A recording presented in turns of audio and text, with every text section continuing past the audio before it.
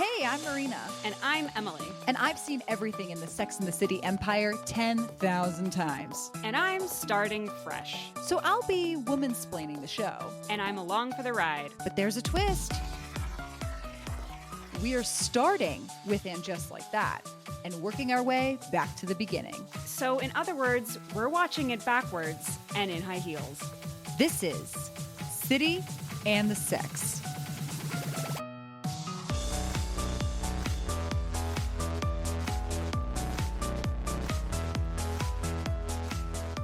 Welcome back. This is And Just Like That, Season 3, Episode 5, Under the Table.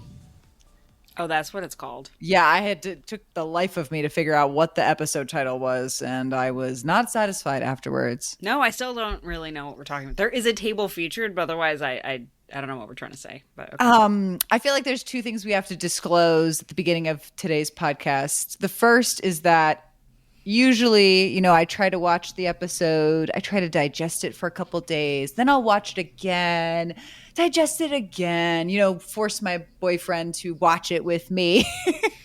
But I am about to go on a trip and we wanted to sneak this episode in. So we are fresh, hot off the press after watching this debut at 9 p.m. We were there at 9:02 and we are now recording this episode. So I don't know what the energy is going to be, but it's going to be frantic.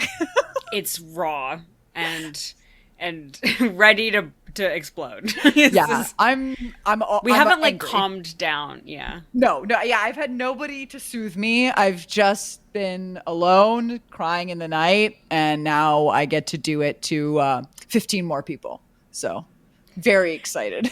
Welcome. The other thing is that I'm going to embarrass Emily on the podcast and say that Emily is now an Emmy-winning producer. Oh my God! Yeah, you didn't think I was going to do that, did you? Damn it! She got me again. She got me again. I had all of my guard down for that whole intro. America must know. Anyway, one of us has to get there at the very least. I'm happy it was you. Because if it was me, I would become an egomaniac. This show would be out of control. No, you and I are going to collectively go for the first joint EGOT, which I don't think anyone thinks. Well, so I also, my brother-in-law made a good joke where he was like, you should go for the modern day EGOT, which is, now you have to go for the modern day EGOT, which is Emmy, a Webby, and a video game award. Oh, that's actually pretty good. Right? I was like, that's attainable. Good. We're getting that Webby. Somehow, Sister Pigs is getting that Webby. Yeah.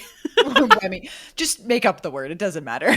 We're getting something. Like, did you know that there's a thing called the Ambies? You didn't, but now you do. That's a thing. What the hell is that? It's for podcasts. Oh, God. They're giving awards for that now? Yeah. And the Webbies were bad enough. Girl, they're giving Peabodies for podcasts. They're out here doing crazy shit. I'm sorry, what? All right, well, that's a New York Times Daily episode that we will host sometime in the future. Yeah, exactly. Which is, are podcasts out of hand?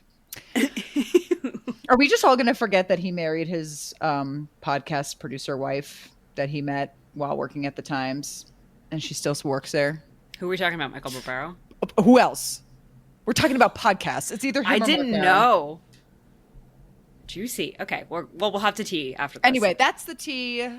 Already our podcast has double the more intrigue and drama than this whole episode. So that's so true. My God. I guess you can shut this off now. We're really going to be pulling out our hairs for this one. So strap in. 100%. It's like we got to make something happen here. Emily, what was your one word? Well, now that I know that the episode is under the table, I feel like I can't pick table. You can pick table. That's what I was going to go for, but now it feels contrived. Table. Okay. I was going to say something unfavorable about Carrie, and then I realized that YouTube has this rule where you can't have prolific swearing in the first 7 minutes or something dumb like that. So what I wrote down is take a chill pill, everybody. That's a really good one. Also, thank you for a reminder. Write a note. I did think I swore a couple times. Oh, it doesn't matter. Okay. We're going to lose out on 70 cents. I'm not going back. I just was going to say the C word. And then I was like, maybe I shouldn't. The C word as in Coke? The Mexican variety? Mexican. We'll get into it. This is it, just like that. Season 3, episode 5, Under the Table. I think let's start with Carrie, since a lot of people sort of fold into Carrie, and then go from there. Okay. Oh, God. Carrie's at home, and this time they mess with us by putting maybe the longest dumb book voiceover in an episode at the beginning and not at the end.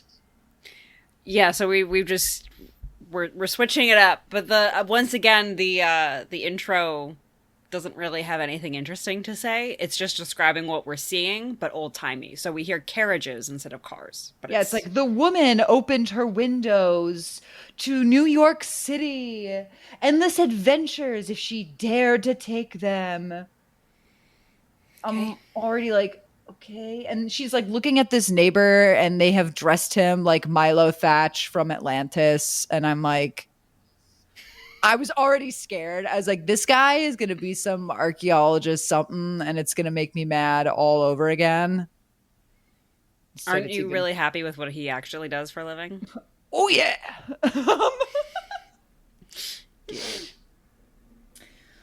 Yeah, so we get this very flowery open, and it's supposed to be romantical, and I'm awaiting the terror. Instead, then we cut to a montage of heels, which feels very classic, sort of Sex and the City, the movie. It does. That is a good call. This is very Sex and the City movie, meant to be fan service that you're like cheering along to in the theater. Yes, that's correct. Yes. So I was okay with it. And I did like that it was tormenting him downstairs. That was cool. I did feel like the montage went on too long. Yes, it was. It was like, 2 to 3 shoes I think too they long. think this is funnier than it is, but we had a lot of moments. I'll just also say that's my other one word for this episode, which is you thought this was funnier than it was, didn't you? Yeah, that's accurate. Yeah, that's a lot of that. So he's terrorized. We find out he does have access to the garden. I heard some people being like, he's the basement apartment, but like, is he going to be worried that this garden was tore up from the bottom up? Anyway. Can I just say how sad it is that this is the quote unquote fan discourse that's happening? I know. It's like, he's in the basement, but what does he think about the garden? Like, that's what we have to talk about. I know. That's it. I know. And I'm like invested, and I'm, you sit there and you think, when I'm watching The Gilded Age, am I invested in whether or not he knows the garden is tore up? Probably not.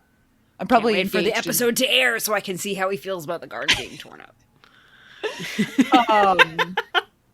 Can't say. But we find out he is Duncan Reeves, and he storms up in anger. And I'll just say, overall, they want me to believe she has chemistry with this man. She does not.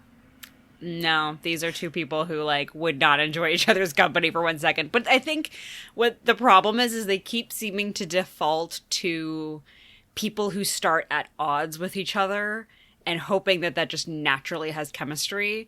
And they like the enemies to lovers crutch way too much. It sort of started with Che and Miranda.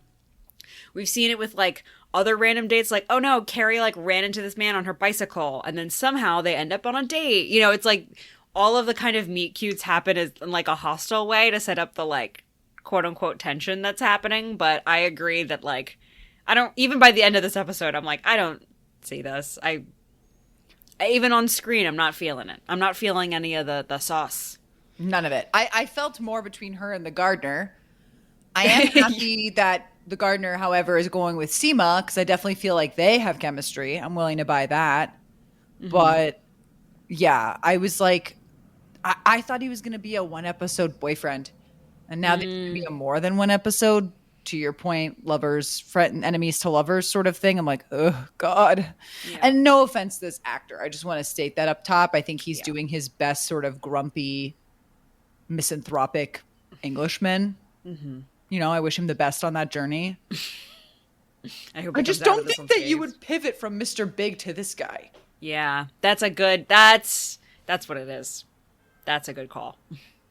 But whatever, they have banter. And then he's like, are you trying to be amusing? She's like, I'm not trying to be amusing. I am amusing. And then I tuned out for the rest of the conversation they had. That's all we got. That's all I wrote That's all down. we got, folks. I'm sorry. Well, Charlotte and Miranda and Carrie and Seema are all hanging out, and Carrie's like, my neighbor hates me. And then Miranda goes, well, mine blasts heavy metal all day, because she's in the Airbnb, remember, which Airbnbs in New York City, classically easy to find and get. And very cheap, so worth it rather than getting an apartment. Very, very. Then renting, for sure. And then Carrie says, what does that have to do with me? Which is It's actually secretly the funniest line she's had all season. The funniest line all season, and the first of many lines that they think are funny but are really just kind of mean that will come throughout this episode. It's very true. That's a really astute description of what's coming. This one was innocuous and fun, and then there are more later where you're like, yeah. I'm sorry, do you hate this person? Because I have a feeling that you hate Miranda. You actually just hate this person. Yeah. This is actually like really nasty. Yeah, I'm like, yeah, wait. this was, I felt like this line was funnier to me in a meta sense. You know what I mean? Like, I felt like I was enjoying, I enjoy, similar to how we enjoyed Wyatt, I liked a character just immediately being mean out of nowhere, like, and just think that is funny. But to your point, it's gonna get personal in a way that's like, oh, we weren't kidding. Yeah. Oh, okay. So we learn that he's only there for 6 months, which is not even that big of a problem. Yeah. Carrie's acting like her world is melting down, and I'm like, I need you to take a minute. Mm-hmm. And then we get her little play on words for A Woman's Right to Shoes, which is an episode title of an episode we watched. So I'm kind of like... Now, here's the real quick question that we're never going to get an answer to. Do you think they were doing a cute callback, or do you think they have no idea that they reference? Only Jesus H. Christ himself knows. What's the H? Hernandez? Yep. Okay. There's... Jesus Hussein Christ. No, I had the same thought because of the way they like push in on her while she says it to be like, because as we know, like Michael Patrick King jokes have to be punctuated with, did she just say cunt? Yeah, so that's true. Okay, yeah. So that's a good read. I do think it was intentional. But she says he's asked me to stop wearing my shoes, and a waiter drops a tray, and it's like the world has stopped. And I get it. I get it. Carrie is about them shoes. Carrie's about them heels. And Carrie and Sarah Jessica Parker had a shoe line. Like, I get it. I also am just like, why are you wearing shoes in the house? Yeah, that's already weird. I mean, I guess she did it before, but like, I don't know. I don't remember.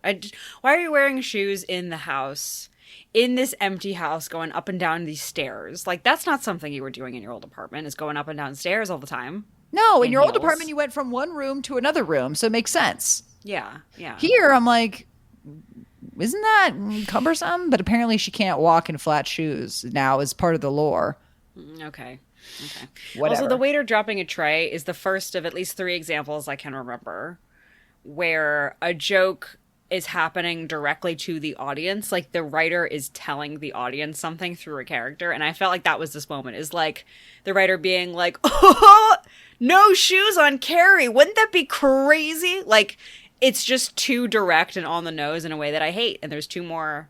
And by the 3rd, I was sprouting hives. So, I literally formed a pimple on my chin during the course of this episode.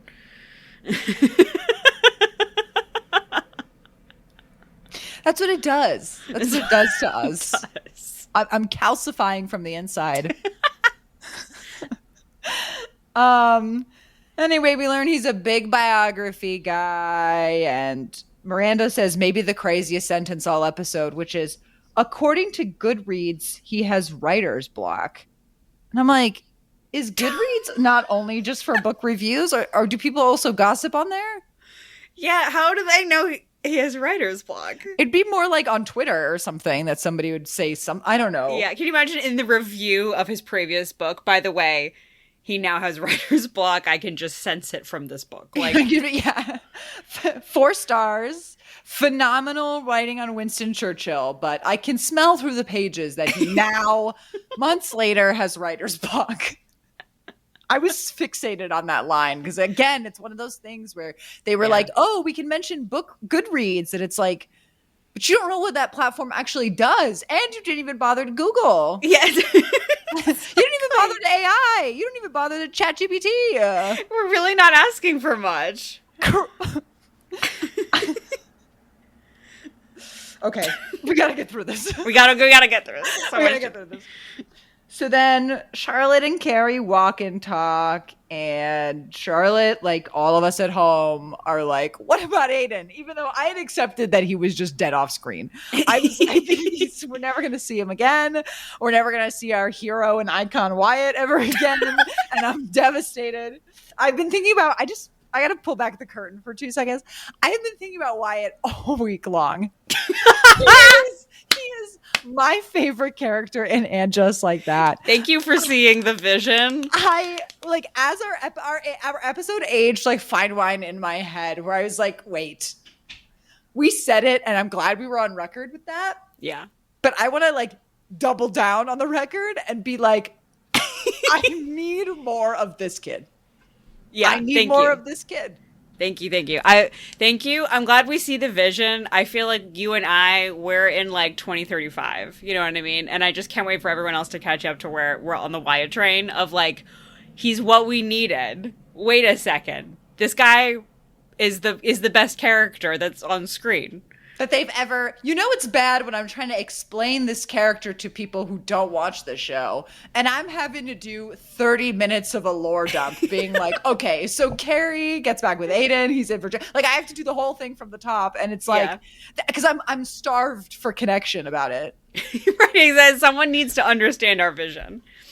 Well, this is what this podcast is for, is spreading our good gospel. Yes, the good gospel of Wyatt. Anakin Shaw.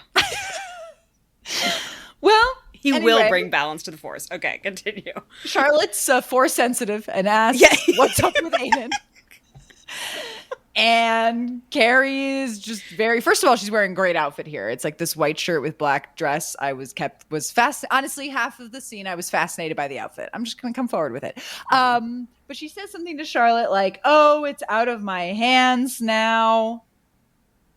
He's not my everyday guy. She just like starts word vomiting some random explanation. And I'm like, okay, I hope this is not the last we see of this, because it's definitely not the last we're going to see of it. But it's like they can't commit to actually saying what the deal is for some reason. You know what I mean? Like, oh, we've agreed to like, we love each other, but we've like opened our relationship to like other people because like he's not going to be around for years and I have to just like accept that. You know what I mean? Like something, I don't know, or we've agreed to break up or something. They can't commit. So they do this weird wishy-washy thing of like, we've reached an understanding.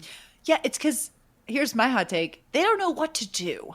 They did this thing and then they got trapped in a hole. And what they probably should have done is Aiden should have had that whole meltdown scene and then somehow been like, I actually think I've been crazy and I've been on the bonko sauce and I've been bonko with you and I've been bonko with Wyatt and like I just need to chill.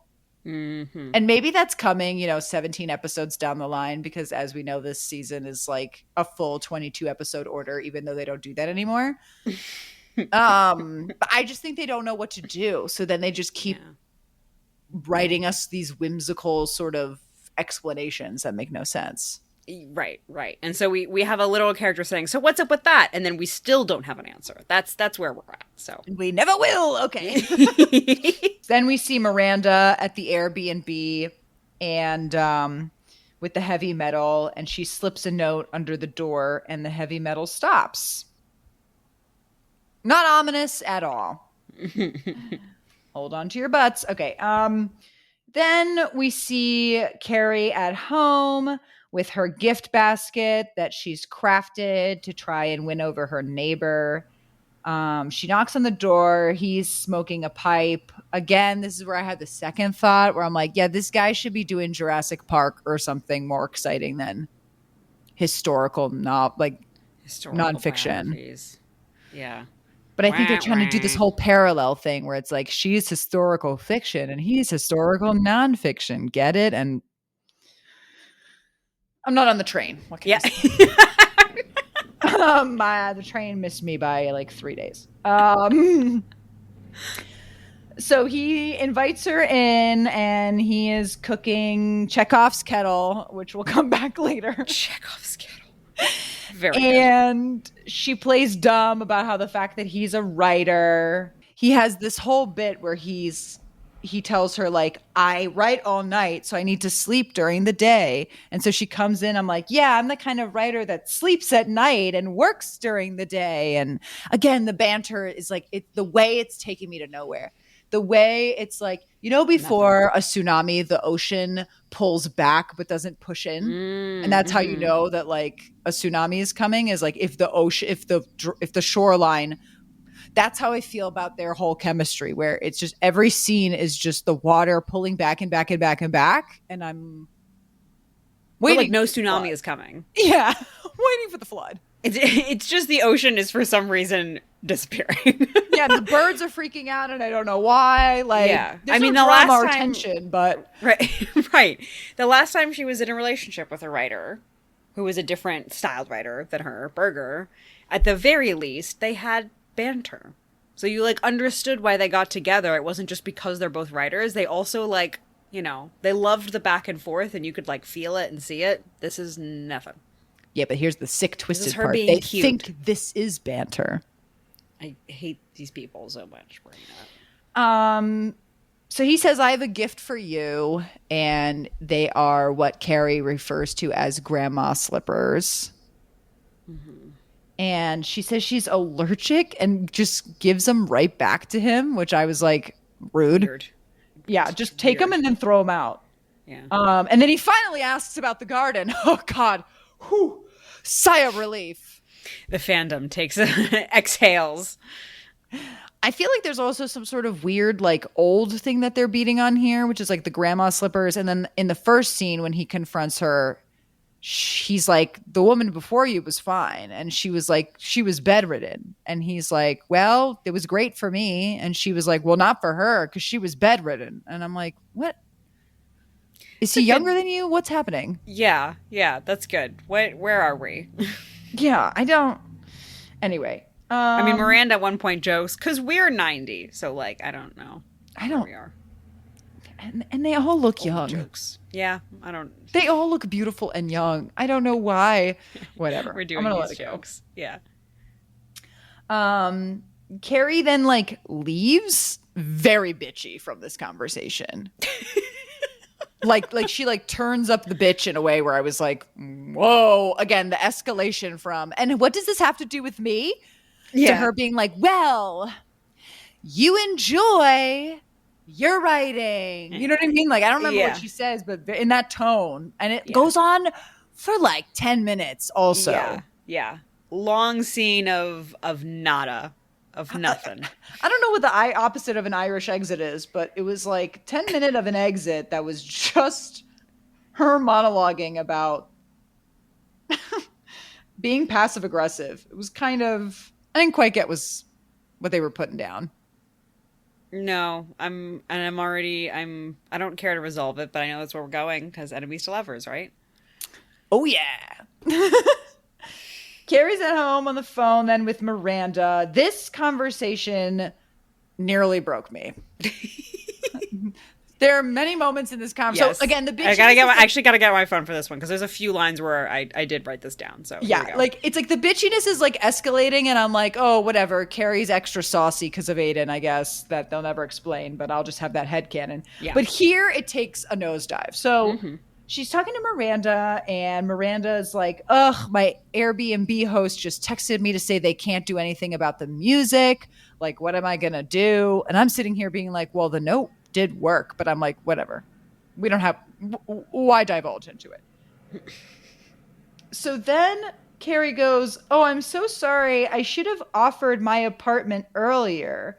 But I forgot there were extra rooms. Yes, that's the first line I have from the scene is I forgot about the extra rooms. And that we know is sinister because for the last 5 episodes, she's been talking about how the rooms were for Homer and Tate and Wyatt. Mm-hmm. So get your fucking facts right. Sinister behavior. Sinister. And also, like, what a way to humble brag about being rich. I'm sorry. I know Exactly. She's like, I'm used to a studio apartment. Like, no, girl. No, don't do. You cannot humble brag about your extra rooms and then follow it up with, I'm just a normal humble girl who's used to a studio apartment. Fuck you. Fuck you. I didn't hear. You. That is somehow even more insulting than you saying you forget about the mansion that you're living, is to follow it up with, I'm just so humble and normal. Oh, I should have offered. I'm like, it's been 3 months. We get a date on it finally. The time warp that has been happening so far has ended. We get an actual time reference. 3 months of her living in an empty house that we are going to learn has no table. No. Until this episode. No rugs. 5 empty rooms, like 3 of them she's holding out for kids that are not going to be there, and Miranda's living in an Airbnb. Yeah, I had to Google how long does it take a broken collarbone to heal, and it says 6 to 12 weeks. So further proof that Wyatt is our Christ. Okay. He is risen. Yeah, no, whatever. She's been playing. I'm willing to bet that, she's been so absent-minded she can't get her house together in 3 months, but it is rude that Miranda could house sit in your guest bedroom, which confirmed she was in the guest bedroom. I was like stalking with my eyes this time. So she didn't fuck or intend to fuck, intention, important. Intend to fuck in Carrie's bed. She would have fucked in the guest bed. But she just slept there. So why isn't she just still there? Anyway, she didn't want her there. It's fine. Yeah, because she hates her, and we're gonna discuss it. Let's keep going because there's another line I wrote down from the scene. Oh yeah. So then, she says something about like being on the phone. I did think Cynthia Nixon had a good line read here where when Carrie's like, "Are you always like texting while we're talking?" And Miranda's like, "Only when we're on the phone." You go, girl. I'm empowering you because, again, this episode, they're going to try and tear you down, and I'm here to back you up. We're backing up Miranda this time. So then she says, can you ask Seema to help me find an apartment? And Carrie says, I don't know. Yeah. I don't know. Pause. Yeah. And then I don't want to mix friends with business. Hold the phone, Carrie. You don't want to mix friends with business. I'm sorry, who's your best friend right now? Oh, it's Seema. Oh. Who sold you 2 apartments? Who made commission off of 2 apartments? First of all, again, bragging about being rich. Because at first she's like, I don't know. And then she's like, Seema only sells big properties with commissions. Basically being like, you can't afford it. You can't afford my friend Seema. You can't afford my friend Seema. Sorry. Which go die. First of all. And horrible. Then, second of all, then to be like, well, I don't mix friends with business. Jail. I hate this because, again, it's not, we can't take the text as like text value. Like, we can't take this as an example of Carrie making excuses not to help Miranda, because we know that's not actually happening. What's actually happening is the writers are just for some reason being weird and having amnesia and making up excuses to not have a solution that immediately presented itself happen. Like, the writers didn't write this moment to make Carrie seem avoidant. They just wrote this because they don't want Seema to swoop in and solve the problem too early into the episode. Right. But they feel they need to address it. And I'm like, why are you addressing it? Right. Either they just got to be stupid and not bring up the Seema thing, or there has to be some other reason that she's like not available yet or whatever. But like, this is what this show does. It gaslights you. It gaslights you shamelessly. I don't want to mix friends and business about the person who bought and sold your apartment like multiple times. And again, like you just said, received multiple commissions from.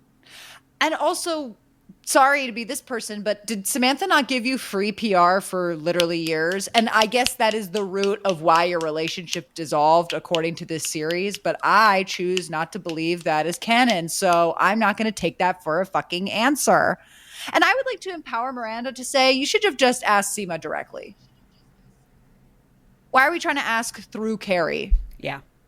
Like, at this, Michael Patrick King makes such a point to be like, we have to see all the girls hang out together. It's not just Carrie's friend. It's not just Miranda's friend. Like, they're all interconnected. And I'm like, okay, well, we're on season 3. Wait a second. You also just brought that up. Isn't this the 2 people that, like, 2 episodes ago, they, like, had one exchange at the yes, Goodfellas? Sisters and on Grimm. the podcast, they were like, wow, did you see that moment? They're getting super close. And you and I were like, I was like, I didn't even remember that moment. It was so passerby. Wasn't that Seema and Miranda? Yes, it was. Sisters Grimm. Yeah. Sisters Grimm. Okay, so then why aren't we seeing that here? Because they are gaslighting you. They are smart enough to know that they have a hole. And so they're like, we'll just address the hole. And by addressing the hole, we're gonna they not only gaslight us. Yes. But they make it clunkier. And that is the and just like that way. Yeah. That is the and just like that way. That is the and just like that way. Instead of being Miranda being like, no, we finally started to hang out and talk to each other. I can't this is such a big ask. And we're just starting to be friends. And I wouldn't feel comfortable coming from me. I thought Carrie was going to be like, I don't know. She just lost her business. She's like kind of having a hard time right now. She does say she's unemployed. And then Miranda like one-ups that and is like, so doesn't she have time? Right, exactly. For a smaller commission? But that's my thing is like, I was expecting her to be like, well, she needs some minute. No, she don't care. No. Honey Badger don't give a shit. Whatever. A crazy scene.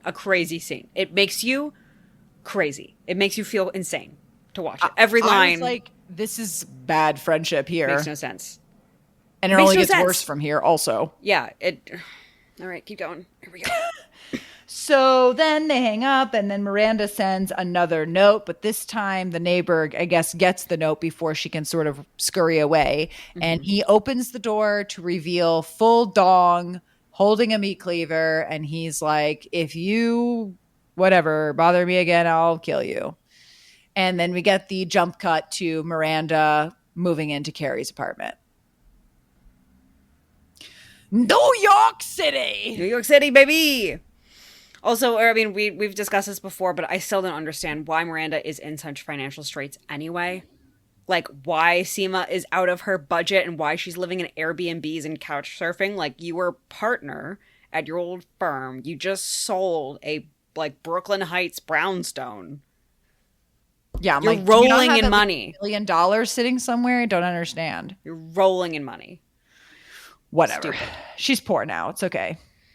But they're not going to address that she's poor also. We're just she can't actually be poor because then that wouldn't be fun. Right. So they're just going to keep stabbing her in the back. Yeah. So as I said, Miranda moves into Carrie's and I do like that Carrie's wearing a Subway map shirt here. Yeah, I noticed that. That was interesting and ironic. I love that. Yeah. She goes, oh, you finally got some couches. And I was like, what in the doctor's waiting room did she steal these couches from? I was like, nobody's sitting on these couches. First of all, they're next to the fireplace. That is a hazard. Well, they're like not for sitting. Engineer, it is a hazard. to put fabrics there. They're clearly not for sitting. They're like decorative couches on either side. They're basically like shade lounges things. They're clearly not to just like hang, and they're still covered in plastic. I don't know what's going on. I mean, the plastic, I think it's like, oh, they just got here, but like, okay, so I was already like, and somehow they have made this glorious studio set bad looking. Whatever, it's fine. And then she also has all these runner rugs laid out, essentially to keep it quiet so that he doesn't get upset downstairs. And then we get maybe the third cuntiest thing she says all episode, which is to Miranda. She's like, can you take your shoes off? And sort of explains the situation. And Miranda's like, well, you're still wearing your shoes. And she's like, yeah, but I know how to walk in them. Sorry, it's a fact. Very odd. Being hostile now. Yeah, is what I wrote that one too. Yes, but I know how to walk in them. Sorry, that's a fact. And told with the delivery of being bitchy. Like, that was the note she was given. Like, it's not like a cutesy joke. She's just like, sorry, I know how to walk in them, bitch. I mean, it's like, You just accepted your. What is going on? This whole episode, she's like so mean to Miranda. It's like, I feel like they heard that we liked Anthony and that Anthony was fun. And then they're like, we'll just give Anthony's lines to Carrie. We'll make Carrie fun that way. And it's like, this isn't fun. That's just mean. This woman has been on the street, was allegedly accosted by a full penis the other day. Like, can we give her a break instead of immediately going to insulting her to her face? Yeah, immediately being like, wow, you don't know what you're doing, you stupid rube. And walking in here in your heels. Because there's like a ding dong at the door and she's like, oh, you already ruined it. And then she like tiptoes over to the door and she's like, see how I do it? And it's like, insufferable. It's horrible. Excusez-moi. It's excusez-moi. It's excusez-moi. And it's more infuriating, remember, folks, because the writers don't think it's annoying. They think Carrie's being cute. They think she's cute. Jail. And then we get our second jail, 10 millionth jail of this episode, which is that she has a delivery from First Dibs. Fuck First Dibs. And we find out there's only one thing at First Dibs, by the way. And we find out that Aiden was the one that bought the table. Get it? Their relationship has romance. And this is the second time the writers tell you, this is much more to write. They literally tell you what they want you to feel by having the delivery man step in to go, almost to camera, wow, that's so romantic. And I've seen romance. I'm a delivery guy, literally. Yeah. Okay. I'm like, I didn't think romance was missing from their relationship. In fact, the only thing I believe they have is romance. The thing they don't have is being practical. That is a damn good call. Thank you. Before we even get into the ridiculousness of how unromantic this whole gesture is and who cares, but like, that is a good call. That is all they have. And that was never the problem. And the writers have done it again and stepped on a rake. Yeah, no. Yeah, I think they thought, again, I was going to get up. They thought I was like sweating from clapping at the shoe montage. And then they thought I was going to stand up again for this and clap even harder. And instead it just hit me with a dead thud. They thought you were going to rush to TikTok, hashtag, and just like that on Max. And be like, oh my God, you guys, he got her the table. This ugly ass table. For the rest of this episode, everyone should go on First Dibs and scroll through it just to be angry. So you can get at the level we're at. Oh, because it's like the ugliest furniture you've ever seen, and it's all like $10,000. Well, and that sums up Carrie. No. The stupid table. And then it's also, wait, can I just say, I just realized something, how funny it is that the delivery man is, breaking character like at the end of Goodfellas to look at the camera and be like, wow, that's really romantic, isn't it? What makes that even funnier is that, like, he doesn't know the backstory of them fighting over the table. He doesn't know that, like, only Carrie cares about the table, and Aiden's like, I don't care if this table lives or dies. All he knows is, like, her boyfriend bought her an expensive table. God. And he is a furniture maker. Yeah. Whatever. So then it's like it hits with a thud, and then we're followed up with a second thud, which is like the bookman comes home. Duncan Reeves, they want me to know that's his name. And he comes home and Miranda's there. And I do love that she has the book ready to sign. And then he signs it. And then, of course, the delivery guys are like, oh, we have booties. Should we put our booties on? And he's like, you don't need, booties won't be necessary. She doesn't have any rugs. Thrilling. Stupid. What an obnoxious comment. Also, don't you need booties anyway? Also, I thought he was saying booties won't be necessary because I thought where this was going is that, like, he's an egomaniac. And so by Miranda being really nice to him, he, like, likes Miranda. Oh, that he was, like, going to waive that I thought he was going to be like, actually, it's not needed at all. Like, I like you, know? Yeah. And I thought, like, yes. Stir the shit. Stir the pot. Yeah. Let me also say, I mean, we'll get into it, but I'm disappointed that Carrie and Miranda is one episode. Agreed. We've been like yearning for this to happen. And they're like, here's your little one episode, little plot about it. And I'm like, you didn't try at all. God. You didn't try at all. Anyway, We'll get into it. But Carrie's texting Samantha. Dang. Don't drag her name through the mud like this, HBO. Why are we involving her? And she's here for a one-off joke? I don't understand. Anyway, whatever. That's not even that good. God. First of all, she was left to eat a candle. And I was like, yeah, it makes sense. Who is eating a candle? Shu, the cat.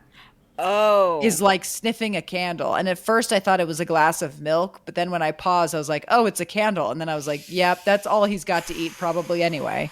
I worry for this cat. Somebody call somebody. Every episode, I'm like, when are they going to do it? When is he going to go to the hospital? I love this little man. You know that that's going to be my final straw. It's going to be good night and good luck for me. If something happens to Shu. The only character I care about, second to Wyatt. Well, really, hang on. No, ranking of character care goes from Mr. Big, who is dead, but I still care. Who's dead and lasted one episode. One single framed photo in this house that technically he paid for from beyond the grave is insane to me. Okay. 2 is Wyatt, for reasons we've discussed. 3 is his cat. Yes. Okay. I concur. 4 is Anthony. Sorry. Yeah, that's good. That's fine. I think the most offensive thing about the Samantha exchange is that I did pause to read the previous texts, and in one of them, Samantha texted LOL, and I was like, in what world is Samantha texting LOL? Yeah, get them. These people. Who do you think you are? She only speaks in declarative sentences. Yeah. She uses periods at the end of her texts. That's correct. Come on. Anyway, Carrie's like, what do you know about Duncan Reeves? And then she says, oh, he's a lot of fun. And then Carrie's like, well, he lives under me. And then Samantha's like, I wish he was under me. And again, I'm like, it's like the last gasp. Yeah, and the texting doesn't hit as much when it's like, you can see the joke coming from a mile away the minute Carrie says he's under me. But because it's texting, you have to sit there and watch the 3 dots and wait and wait and wait. And then the joke comes. You know what I mean? Like, it just doesn't, it's never going to hit the way that it's going to hit when there's 4 people around the table and they're quipping, almost talking over each other, you know? So the episode title is Under the Table. I don't know what to tell you. I don't know what to say. So then Miranda says she's going to have her first sleepover at Joy's, and she's like excited. You know, she's like, is this outfit too bold or like too casual? And then we actually have like this sweet moment where Carrie like offers her a scarf, and Miranda, to her credit, is like, you know, one time I borrowed your thing back in the day and like I ruined it and you got mad. So like, I don't want to borrow it. And then Carrie's like, no, borrow it. It's fine. It's a thing I don't care about. And it does make her outfit better. And it is Chekov's scarf. Okay. Then we get another animals watching humans have sex joke. Okay, thank you. I was like, we have done this exact bit for like many times. We've even done this with Miranda, except that time it was cats. But like we had this exact same thing. And what is this? The 5th time we've done this bit, but the scene keeps going and going and going. It's got like 4 beats of the dog's making noise. We got to go check on the dog. All right. Now, where were we? Oh, the dog's making noise again. Noise. Oh, yeah. I guess we can't have sex because of the dogs. Listen, I think 2 things. The dogs are cute, and I think it's canon that they're gay for each other. Because the way they were seated next to each other, I was like, they're a couple, and they're jealous because Joy is their 3rd. And, guess they can't have sex. Their names are Socrates and Sappho, which is like, I'm sorry, a little on the nose. I'm going to call this one the gay person, Sappho. Like, okay. Yeah, jail. Okay. I caught that too, and I was like, all right, let's not make Joy bad. I like her. Let's keep her and the gardener good. Exactly. Please preserve the sanctity of Joy. And I mean that in every literal sense of the word. And then we get another animal joke. Again, it's like, I don't want animal and baby jokes in Sex and the City. I just don't. I want them to at least be clever and not the same thing over and over. Like, come on. So Carrie can't sleep because the cat is on her head. So she punishes the cat by being like, we talked about this. Now you sleep outside, which, okay, so now you're just rejecting unconditional love. You know she only likes the chase. But I appreciate, first of all, that is a good call. And second of all, I do like that Carrie is then punished by God by seeing Miranda's naked but in socks body. Yeah, that's good. You deserve it. Love it. And then also then turns around and smashes into the wall for no reason. Yeah, like, has everyone just forgotten how to, like, exist? Why is everyone just a klutz at the most random times? The next morning, Miranda's like, you've seen me naked before. And I'm kind of like, yeah, I don't know why we're, like, error 404ing out, but whatever. Yeah. Carrie's a prude, I guess.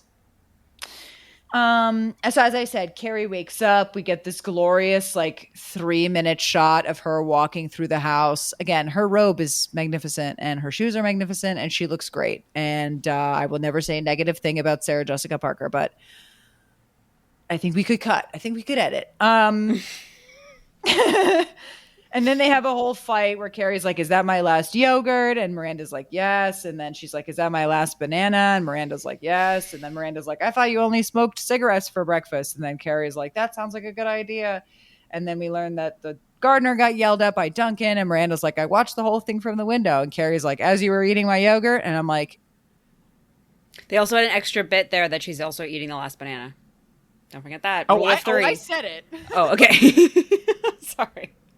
Oh, I couldn't forget this riveting drama. Yeah. I mean, I wish, considering how old these characters are and how much storied history they have, it's kind of surprising that they couldn't think of a more reasonable explanation for why they're incompatible as roommates, and instead they asked ChatGPT, what are some problems that roommates had? And then the number one answer was stealing food from the fridge. And they said, okay, good to go. And then we did this.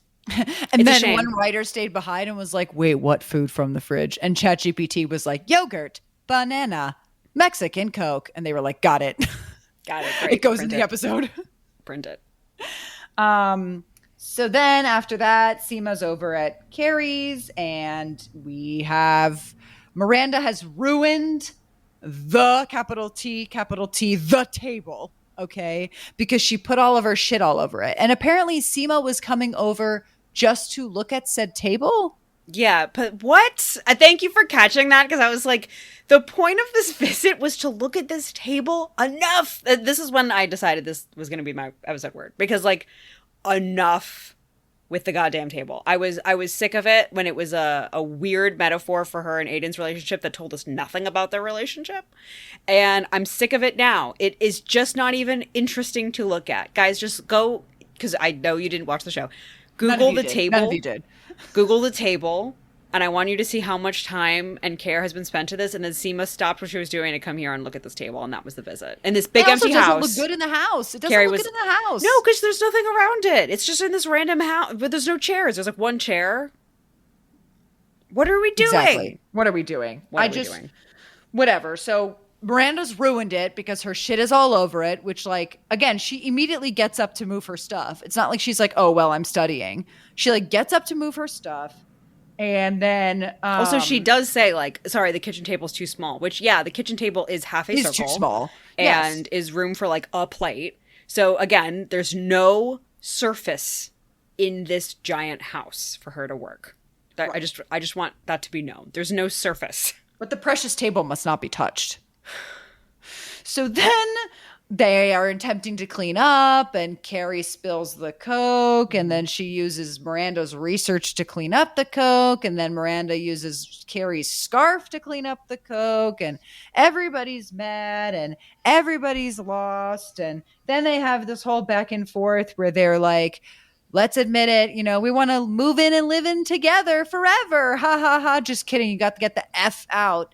And then Seema, whose plot will unravel in a minute, is like, you know, basically finally Carrie's like, well, Seema, could you take on Miranda? And Seema's like, sure, this is not a problem.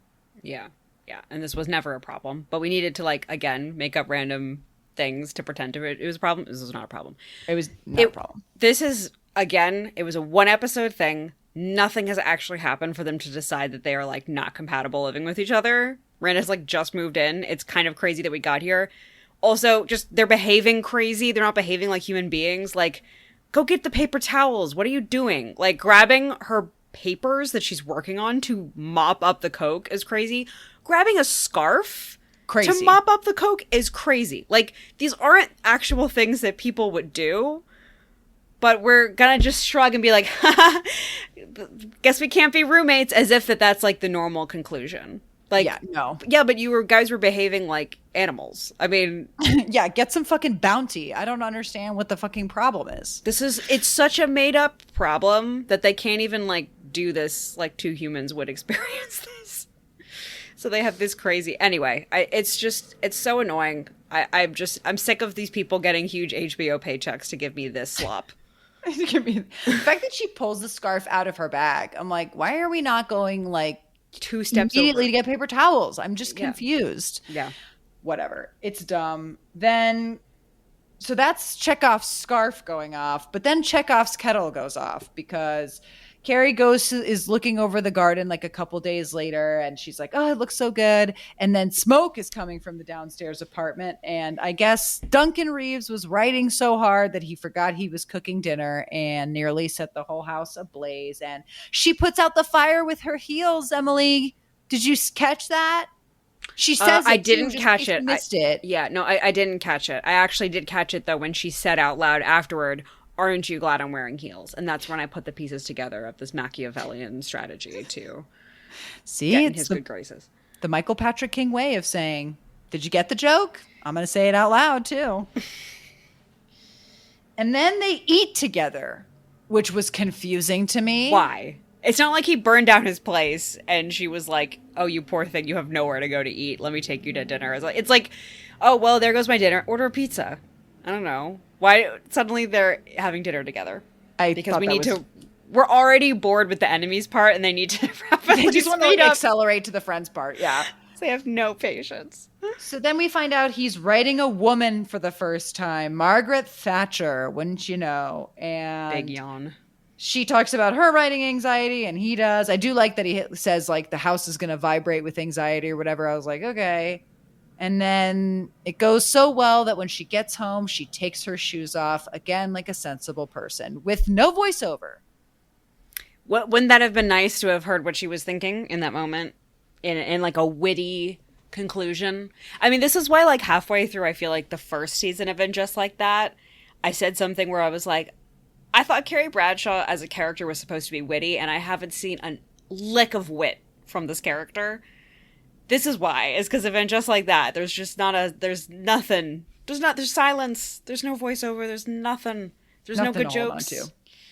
There's just cutesy little head bobs of, haha, I'm old now. Like those kinds of jokes. There's nothing. I think I think they peaked too high with that Aiden episode as episode 4. We have 8 more episodes to go. How are we going to talk? Where are we going? Where are we going? Whatever. Just to wrap up Seema real quick, she goes to get a loan so she can get an office in Tribeca, which I thought she was supposed to be unfathomably wealthy. And again, every time we have another scene about her in this business, I'm like, this should not be happening. You should have just gotten a payout and been fabulous. I don't think this is going to work out for you. And we get this long extended scene between her and Linda, the bank loan woman. And she's like, we're woman to woman here. And then Linda's like, my boss is terrible. And she's like, oh, aren't they all terrible? And like, I got you, girl. You feel me? And Linda's like, you feel me? And I'm just sitting here being like, what are we doing? We don't even reach a conclusion. No. And then also in this conversation, she brings up like, well, you have a lot of overhead, like designer spending and a driver. Do you really need that? And I was like, do people bring that up in bank loan conversations? I've never asked for a loan, so I don't know. But like, I don't know. There was a lot going on in this conversation where I was like, the designer clothes I don't know about. Maybe the driver I could see being like written as a business expense. And so that has like been included in something, and so that's why the person's like, why do you need this for your business? But yeah, I don't know. I mean, maybe you get the finances so you would also see designer names pop up on your credit card. I don't know, but whatever, it doesn't matter, because like their wealth is gonna change depending on what episode we're in, so So doesn't matter. As we said, though, Seema shows up in that last scene to look at a table, and she's also nervous because she's waiting for her bank loan to come through. And then she flirts with the gardener, who I found out the other week is the guy in the what you say moment from the OC where he is killed. So watch that instead of this for 45 minutes. Oh my Definitely God, yes. better. I would love if we were watching the OC instead. But backwards. The CO? Think about it. Exactly. That's our next podcast. He suggests Seema try yoga. They have some quips here. And as I said, she takes on Miranda's case. Great. Congrats, girl. And then we've got Charlotte and LTW. They're sort of conjoined this episode. Yeah, so we can knock this out. Did we seriously do everything? Did we do Miranda and Seema and whatever? God, there's such a bunch of nothing. Yes, just a bunch of fucking mouth. We have been talking for nearly an hour about a bunch of fucking mouth filler. Yeah. All right. Let's finally get to the one thing that like happened in this episode. One that maybe happened. So we had Chekov's scarf. We had Chekov's kettle. And then in here we have Charlotte's Chekov's gratefulness for Harry. Because at the end of her chat with Carrie being like, oh, how are you and Aiden or whatever, she was like, oh, you're so cool about this. I don't know what I would do without my Harry. And you're like, okay, so he's dying. Yeah, right. Like, again, the turn to the camera, Henry Hill style. I don't know what I would do without my husband. I was surprised there wasn't some guy off screen being like, whoa, does her husband have cancer? Like, that's the level we're at here. Yeah, go on. So Harry and Charlotte take a walk around the Guggenheim. One thing I want to point out here is that the purse she's wearing has her dog's face on it. Congrats. That's fabulous. The other thing I want to point out here is she's like, oh, I love our walks. And he's like, yeah, you know, like they're really great. And she's like, to get away from the kids, right? And he's like, haha, yeah, me too. Like, ma'am, you raised these terrible children. I hate to say it. Right. Whose fault is it? So he reveals that he has prostate cancer. And so all those things we saw with his penis being a malfunction means he has cancer. And I thought we went through this cancer plot already in season 1. Remember when she's like checking his penis and oh yeah, well, because Lily's like, does daddy have cancer? Yes, but that was him not actually having cancer. Right, but now he has it because they've run out of ideas. So now he's got it for real. Right, exactly. And he's, of all the characters we've established, he's the most vulnerable. Yes. You know. They have smelled him in the pack. He's the wildebeest that fell behind. We'll take you down. So he says they caught it early. He's going to be fine. Nelson Mandela had prostate cancer, so anyone can have it. Then he tells Charlotte one rule, just don't tell anyone. She tries to quit work, and my note was, my sister in Christ, do not quit work. I think you would have suffered the most if she quit her job. That's me turning the TV off for sure. Yeah. And then we learn the plot device that they are going to go glamping on Governor's Island. Yay! Weird. Again, I also just say this is such a non-point in the same episode that has such ridiculous things happening in this stupid show. But the scene of him telling her, you can just kind of tell how little the people behind the camera care. And that just makes it really hard to watch because this is a scene of a very serious thing happening. And a very intimate, serious moment, life-changing moment, and just the way it's shot. You know what I mean? Just watching that in isolation, it's I'm not even trying to be, pretentious film snob, whatever. Just the way it's shot is so careless and almost like it's funny. It's brightly lit, weird, quick back and forths. The framing is sort of distant, the cameras are very far from them and zoomed in a lot, so there's the depth of it just looks so lazy. They set up a bunch of cameras and just said shot and let's go back and forth, and it just doesn't feel at all how intimate and careful Sex and the City was with its cancer plot.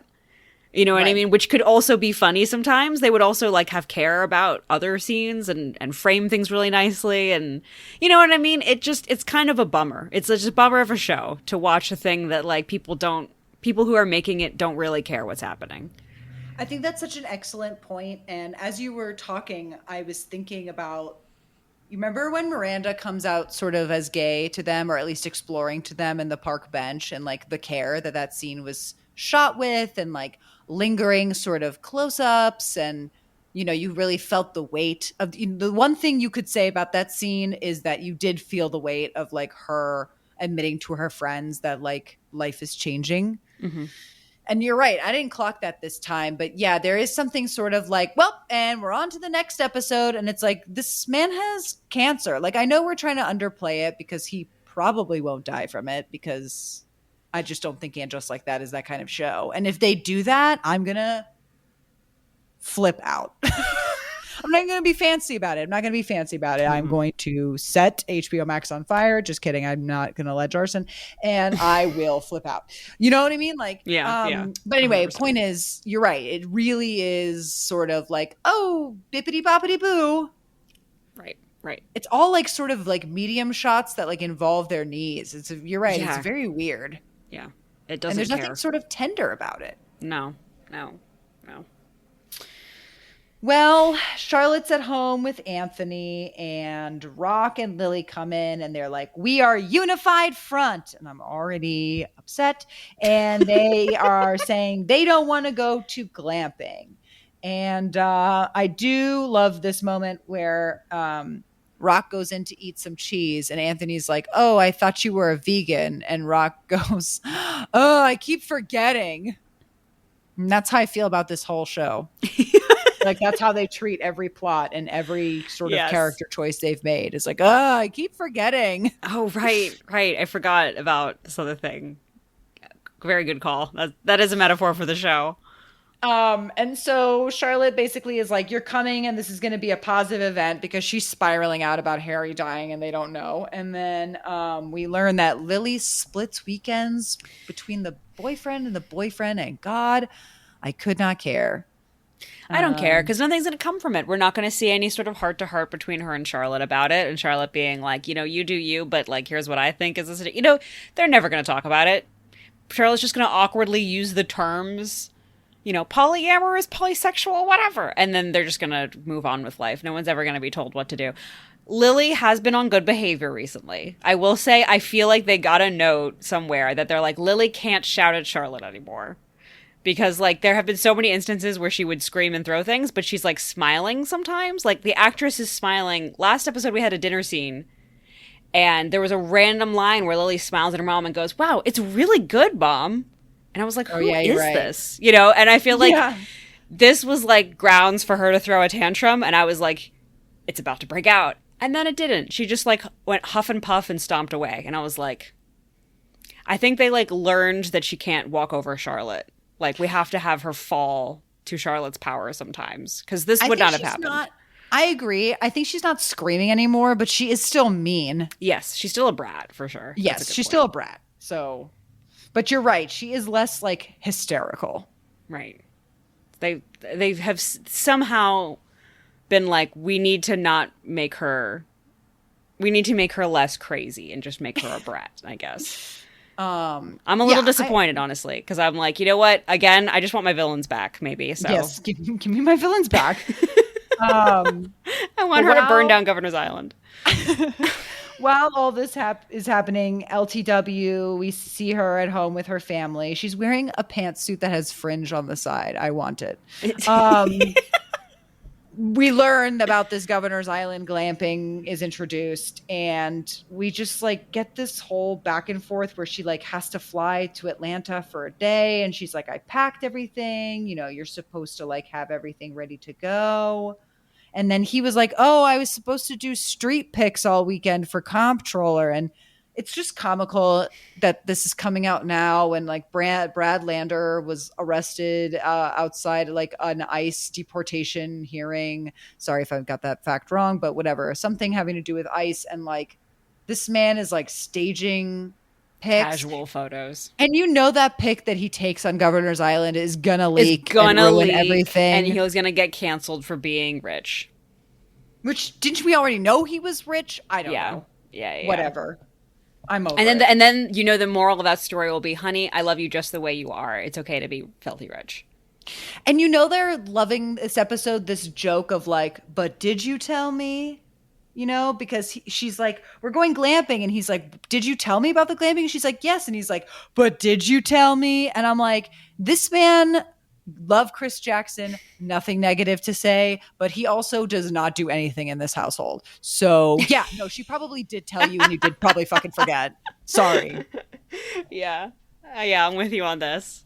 But then we see LTW with the editor on the plane. I just want to point out he is making edits to their documentary series while the plane is taxiing. At first I thought they were in the air, and then they get the bing bong to like get up and get their bags. Yeah. And I'm like, whoa, this man. First of all, aren't you supposed to put your laptop away? Yes. Isn't the plane going to crash if you don't put the laptop away? Prison. That's why they're taxiing. Federal prison. That's where he's going. Yeah. That's why they're stuck on the tarmac. And someone's like, does someone have a computer open? And she's like, I need to go. And then he does this whole thing where he's like loudly to the plane being like, everyone step aside, a strong woman and mother coming through. She's got 3 kids in a documentary. And I'm just hating this. Like they have done it almost every episode. This very on the nose, like women have to help women. Women can do it all. And I'm like, women, you know who didn't do that? Sex in the City. Yes. Boom. Thank you. In fact, Sex in the City was so bold and fresh and people loved it because it angrily broke down this idea of women can have it all. And they were like, actually, women aren't like superheroes and women aren't damsels. They are just like people. Isn't that crazy? Who make choices. Yep. Yeah. But no, he turns to the audience, Henry Hale style, and this was the third moment I wrote down, and was like, guys, isn't it great? She's a mom and has 3 kids. She can have it all. A working mom. And then they were like, oh, they're going to go to the TikToks and they're going to do the hashtags and just like that on Max. And they're going to be like, can we just say LTW is mom goals? Hate it. And then I will say, though, there's one line here that you can tell is an ad lib and is a good one. And I was like, good on this man getting this in, which is that she's like, goodbye, Marion. And like 3 guys look at him all fucked up because they're like, he's got a woman's name, which again, I don't care about and no one cares about. And like Marion Barry was a prominent DC mayor. Like it's really not that big of a deal. And he goes like, it's a man's name too. And then he like turns to this like young guy and he's like, you heard me, Chalamet. And I was like, I think that was an ad lib because that was actually kind of good. And I don't think funny. NPK would write that. I think that's a good guess. I think that's a really good guess. It's really funny. I hope this actor does good things. That's all. I hope he's protected. So then we get to Governor's Island and we get another clunky line where he's like Wikipediaing the like native rights of Governor's Island, like the indigenous claim to Governor's Island. And his little sister is like, Mommy says not to read from Wikipedia. It's not a primary source. And I'm like, what 3rd grader is saying primary source? Well, we're going to find out what like 10th grader is making they killed Kenny jokes. Oh, thank you. Yep. I was like, none of these Gen Z kids know what South Park is. I love South Park. I hope it endures forever. And I'm sure there are some Gen Z people out there who love it. And I'm not talking about you. I'm talking about these Gen Alpha miscreants. They are not watching South Park. They do not know what a primary source is. And then Rock has this whole thing that's like, oh, there's go-karting, so native Lenape. And I'm like, why are we making fun of indigenous land claims? Like, truly no one cares. Yeah. Do you think my mom has ever noticed an indigenous land claim? I can tell you right now, she has not. But the kids are woke now, Marina. They're be woke and annoying. But they still don't enjoy nature. Okay. I do love that LTW has 2 purses. Then we get this whole convoluted thing where Harry's like, oh, the mosquitoes are coming just for me. Oh, and then Charlotte has like a meltdown because she's like, he's dying. Great. And then LTW and Chris Jackson get into yet another fight because he forgot the chocolate and he told her to bring the chocolate, but she didn't bring any chocolate. Drama. Riveting. Hey, So ChatGPT, what is like a really chill fight 2 spouses can have with each other? Forgetting to bring the snacks. Okay, cool. Let's do it. Okay, cool. Mexican Coke? Oh, we already used that. Damn it. So then we see Charlotte at camp, and Harry and the kids are like fully on their phones in the tent. We get that fucking Kenny and South Park joke where I'm like, again, they do not know what this is. This is when I'd like to point out that, as we know, Kristen Davis, who plays Charlotte, has a podcast now, which is Are You a Charlotte? And she interviews random people. And the last episode she did, I think, or one of the most recent ones, is with the actress who plays Lily. And in the interview, the actress admits that she watched Sex and the City when she found out she got this gig. She was like, now that I have this, which good on her. She did research. Yeah. Congratulations. I wish the writers would. That is the audience we're talking about. Yeah. These are people who, you know, and also the actress is 30. I mean, she's like me. She's like, we just never watched or whatever. That she's playing an 18-year-old. Right. You know, who, you know. Call us. We want to hang out, girl. She seems cool. I do like how Harry looks with the little zipped thing, though. I thought that was... It's cute. I wanted to watch this scene on mute, is what I'm saying. And again, Charlotte has a meltdown because she's like, you know what? Fine. If you want to leave, you can leave, but you'll never get this Sunday back, and like, whatever, and storms out. And the kids are like, yay, because they suck. Yeah.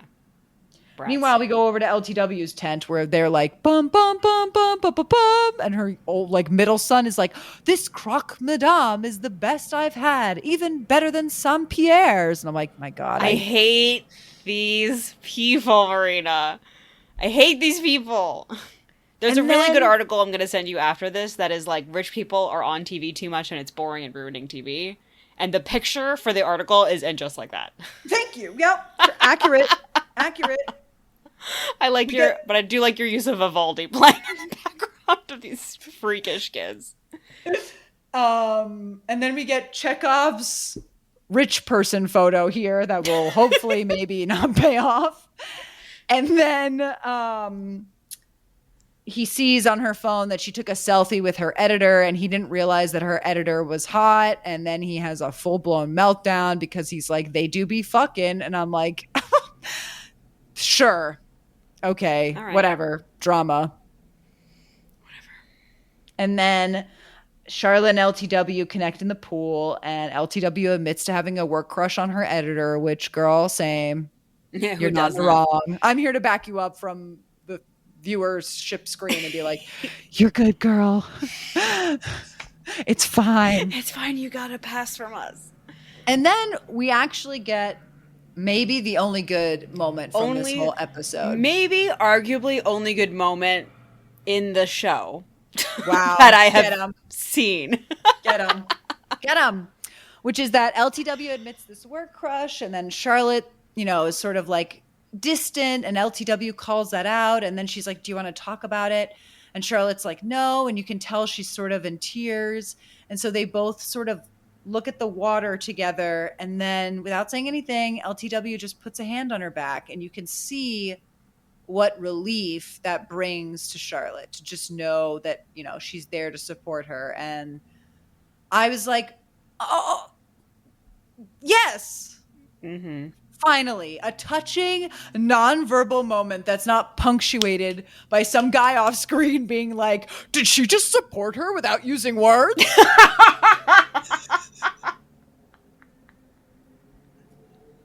Some guy in like a floaty going by. Did she just support her friend non-verbally? Women supporting women as he floats by.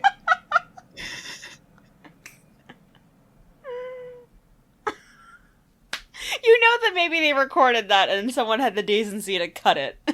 Yeah, and then like it was one of those where Michael Patrick King was like, this episode is perfect, push it. And then the like director of the episode was like, yeah, Michael, you got it. And then he left the room, and she was like, just take that line out. Yeah, just he won't know. They don't watch the show back. Which we know, yeah.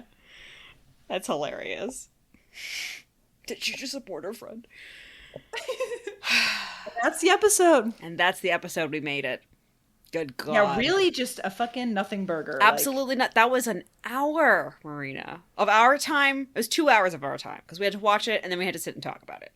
I kept pausing it and being like, how much is left? And somehow it was always 30 minutes. And I was like, On our YouTube page where we have our Baldur's Gate, where we play the 4 girls in Baldur's Gate video game, check it out, at Sister Pigs. Somebody left a comment that was like, it was something along the lines of like, I don't know why people think And Just Like That is so bad. Like, it's not perfect, but neither was Sex and the City. And I thought about 2 days, like, how am I going to reply to this comment? And I just landed on like, at least though, say what you will about Sex and the City, it was entertaining. Yeah. And like the tone of the drama and the humor on these episodes is so confused that like you lose focus. Yeah. Yeah. It is really hard to watch. I genuinely, I don't mean to be really incredibly rude in what I'm about to say. But I genuinely really wonder how people watch it who don't have to talk about, like, it's not fun. So it's not even, it's like, I don't even see if it is fun background thing the way that, like, my roommate will put Love Island on the TV and we'll cook. It's like, we're not going to sit here and say that Love Island is, like, objectively a good show with great characters and edit, whatever. But, like, it's background fun. It's gobbledygook that's fun to talk about. Like, I get it. This show, I can't really understand what's the thing that is, like, people are enjoying about it. Because it is just a bummer. It's, like, it's slow. It's really slow. It's really slow. I think you have to watch it on mute. I think it is really beautifully lit. I think the costumes are what they are. Mm-hmm. And so like, it's like, I do have moments where I'm watching it and I'm like, wow, this is a really beautiful frame or a really beautiful shot. Or I often find myself thinking, wow, Sarah Jessica Parker looks really great. And I feel like that is my takeaway from most episodes. Is that the outfits are good? No, Sarah Jessica Parker looks really good. I want to be very specific about that. Okay. Because it's like no one else. Yeah. Just Sarah. Yeah. Yeah. I see that. I see. Well, we end our podcast as we end all our podcasts with our high and our low, our rose and our thorn. Let's start with the negative. Emily, what was your diarrhea of this episode? It was hard to pick one line in the scene because every subsequent line drove me a little bit further to the edge of violence, but I will pick, I just forgot I had so many extra rooms in my house. Yeah, that one's pretty bad. For me, it's got to be the vengeance of this table. Yeah. I'm done. If she and Aiden have sex on this table in the last episode to prove that their love is everlasting on top of a framed picture of Mr. Big, I am going to riot. They're going to try to have sex, but then Shu's going to interrupt them, and then they're going to take Shu outside. They're going to be like, oh, and then kick him outside, and that'll be the end of the season. I'm calling it now. And if that's right, if that is where this is actually going, we need to do something about this, Marina. We need to write to a congressman or something. Yes, like we have to take action. We have to take action. Get out there. We need to contact Zoran Mamdani. We need to get him on it. I think he'd be amenable to this. We're adding a fourth prong. Free childcare, free buses. And just like that, if they fuck on the table. And fixing this show. Those are, if he can accomplish that as mayor, then congratulations. If he gets this show canceled, I will write him in for president every election for the rest of my life. So, positives. Emily. It's here, release the Kraken. It's LTW comforting Charlotte. Yeah. That's pretty good. I think mine is going to have to be, according to Goodreads, he has writer's block. It really made me laugh and then look at my life and my choices and then reinvest in the show. So okay, very toxic. Good. Is that not our relationship to this whole program? I feel like a prisoner that I want to get out. So that's the difference. Is like I want this to end. But I think there is a part of you that is sick that wants it to continue. I will not deny that. That is what the end of this show, the climax we are building on this recap podcast is me trying to free you from the prison in your mind that wants this to continue. Good luck, girl. You ain't going to shift this paradigm. I hate to tell you. It is locked and loaded. That is the bubbling drama underneath the recap podcast. Is you trying to get me out of the shadow realm, but unfortunately I'm happy here. She's happy. She wants. Okay, God. Okay, I will come back for you. I will get you out of the sunken place. Good luck. Well, these producers in this show might keep forgetting that they're vegan, but we don't. And by that, I mean we invest heavily in this media franchise by, as I said, playing Baldur's Gate as the four women. You can find us on YouTube at Sisters Pig. That was wrong. At Sister Pigs. It's like how my mom says Trader's Joe. She's not like from attorneys general. That's really funny. I'm gonna do that now. That's really funny. Trader's Joe. Yeah, it makes me laugh every time. That's good. So we support them, and you can support us by liking and subscribing and letting us know that you like the pod or don't, whatever it is. And we'll see you next Wednesday. Bye.